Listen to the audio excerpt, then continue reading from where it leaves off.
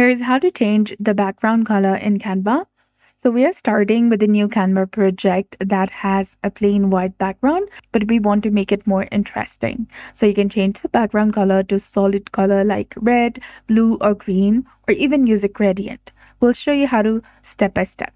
It's easier than you think. So first, click on the canvas, making sure that you don't have any image selected. Then go to the top of the screen and click on the color wheel icon that is between magic, background remover, and position. Go ahead and tap on that.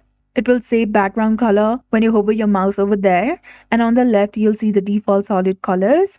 Click on see all to view more options. And you can come back and scroll down, and there you'll get the section of default gradient colors. You can go ahead and tap on see all and then choose from the options available. To pick a custom color, you can click on the add new color option or add your brand colors.